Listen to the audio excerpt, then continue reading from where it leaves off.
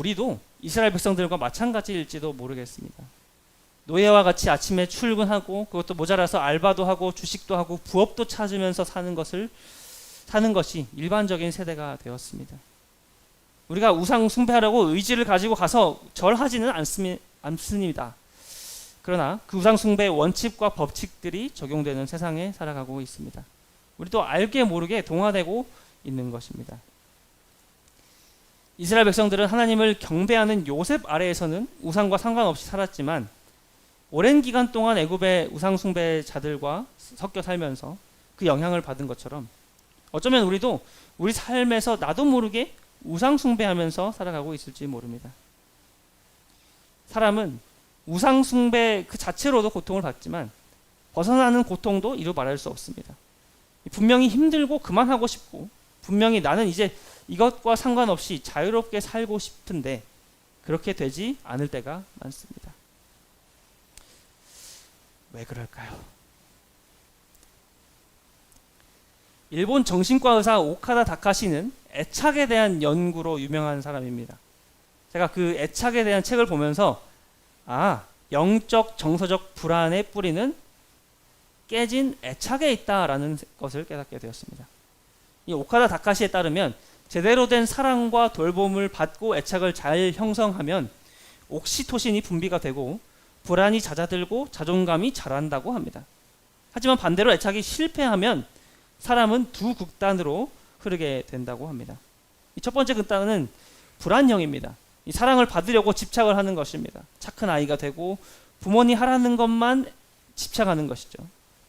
이것을 영적으로 생각해 보면 율법을 극단적으로 지키려는 것이라고 할 수 있습니다.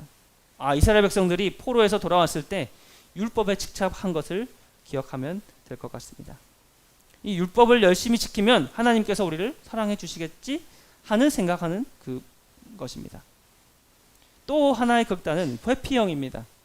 애착의 대상인 부모의 사랑을 포기하고 돈, 평판, 술 혹은 남자친구, 여자친구 같은 가짜 안전기지에 기대는 것입니다.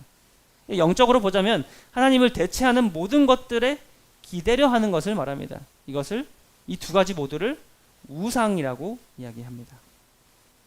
이 오카다 박사는 이렇게 이야기합니다. 그 해결 열쇠는 안전기지가 있어야 한다라고 이야기합니다. 적절한 응답과 공감을 해주는 존재가 필요하다라고 말하는 거예요.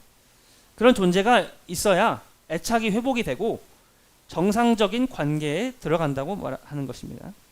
이 영적으로 보면 하나님과 애착을 잘 형성하면 우리는 하나님과 더 깊은 관계로 들어가고 율법에 집착하지 않고 우상 의존도도 끊어진다는 것입니다.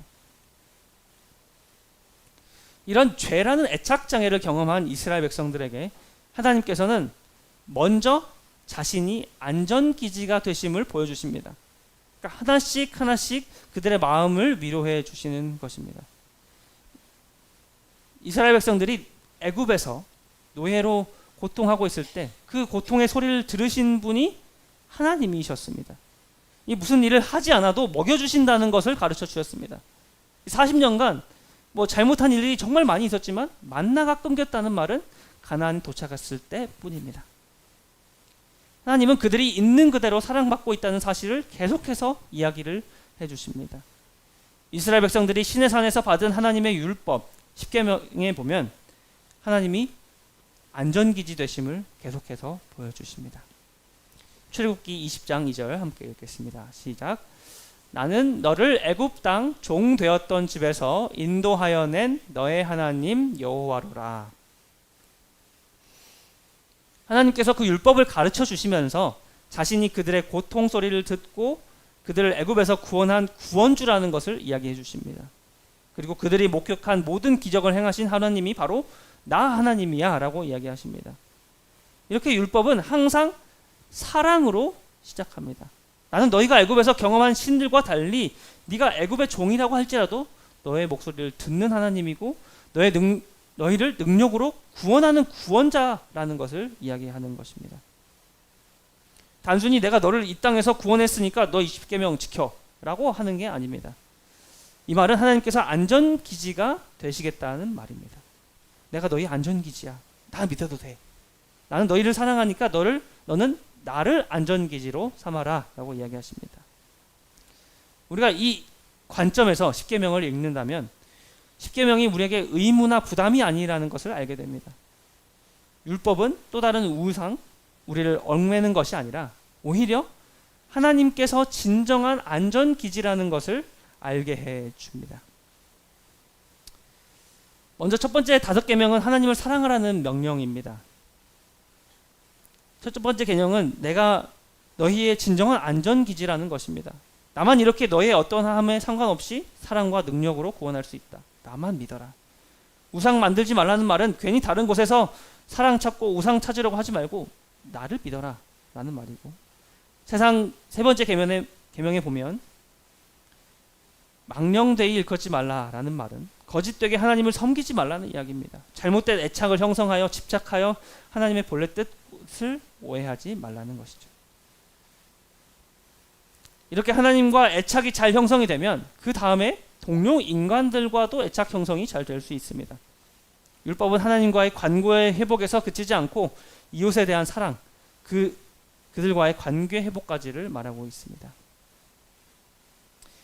안전기지가 되시는 하나님의 사랑을 먼저 체험한 다음에는 동료 인간들을 사랑하고 그들과 함께 신뢰와 애착 관계를 형성하는 공동체를 만들라는 것입니다. 서로 사랑하는 애착 관계가 형성된 공동체를 출애굽기 19장에는 거룩한 백성, 제사장 나라라고 표현을 하고 있습니다. 하나님께서 먼저 어떻게 하셨는지를 보여주고 이제 하나님을 알게 하는 하나님의 율법을 통해 하나님을 잘 알아가고 애착을 잘 형성하면 이 백성들이 하나님의 백성이라는 것을 사람들이 알게 될 것이다 라는 것이죠. 이것이 우리가 하나님 나라 시리즈에서 지금 말하고 있는 그 바로 하나님 나라입니다. 이 나라는 죄에서 얽매임이라는 죄에서 그리고 얽매임에서 벗어난 자유로운 나라, 해방의 나라입니다. 율법을 통해 하나님과 사람과 그런 애착 관계를 형성하고 끈끈하고 행복한 공동체를 말하고 있는 것입니다. 우리가 교회 다니면서 율법 때문에 고통을 많이 당합니다. 또 우상 숭배로 고통을 많이 당하는데 이미 우리를 죄에서 해방시킨 하나님께는 모욕이 될 것 같습니다. 다시 율법을 지키면서 살아야 한다는 압박감의 감옥 속에 사는 것이죠. 이 사랑의 애착 관계가 형성되는 것으로 지어진 가정 안에서 그리고 교회에서 애착 형성이 잘못된 사람들로 인해 고통당하고 있는 그대로의 모습으로 사랑받지 못하고 나를 돌보는 사람은 없는 그런 목표치만 있는 그런 삶에서 참된 자유를 얻을 수 있는 방법이 있습니다. 이 세상 말로 애착장애라고 불리는 우상숭배에서 벗어나기 위해서는 다시 애착을 잘 형성을 해야 합니다. 하나님께서는 잘못 형성된 애착을 다시 정상적으로 바꾸기 위해서 먼저 자기 자신이 안전기지가 되심을 보여주십니다.